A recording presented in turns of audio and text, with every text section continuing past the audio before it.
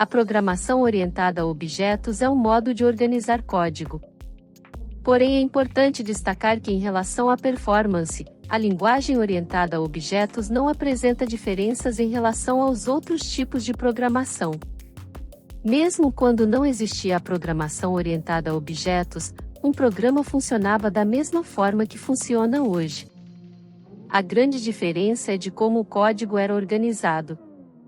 Entretanto, hoje a grande maioria dos programas recentes utilizam a linguagem orientada a objetos.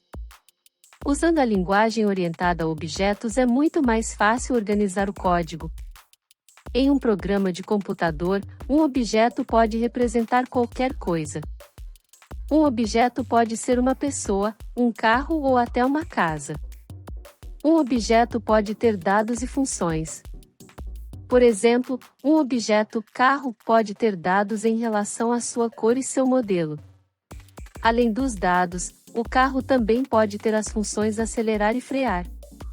Essa possibilidade de ter dados e funções dentro de um objeto se chama encapsulamento. O encapsulamento é um dos 4 pilares da programação orientada a objetos. Usando encapsulamento, podemos ter vários objetos com dados e funções em um programa de computador.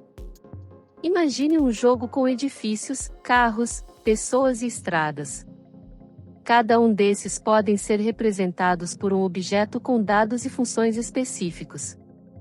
Desse modo, podemos facilmente representar coisas da vida real no computador. O segundo pilar da programação orientada a objetos é a abstração. A abstração se refere à omissão de detalhes. O objetivo principal da abstração é simplificar a realidade. Imagine uma televisão. No nosso programa de computador, uma televisão tem 3 funções: ligar, desligar e ajustar o volume. Sabemos o que tem que ser feito em cada função, mas ainda não sabemos como vai isso ser feito. A abstração permite com que a gente se preocupe com o como mais tarde. Por isso chamamos de abstração, pois omitimos os detalhes.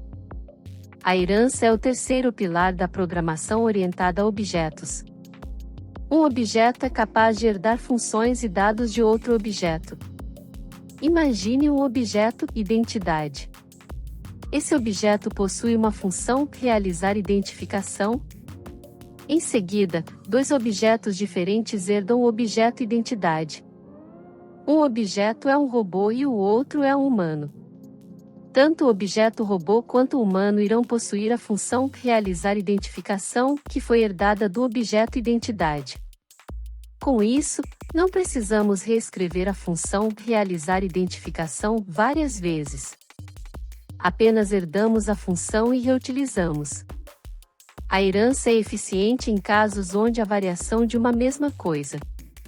Exemplos disso são: cachorro, gato e cavalo herdam o código do objeto animal. Carro, caminhão e motocicleta herdam o código do objeto veículo.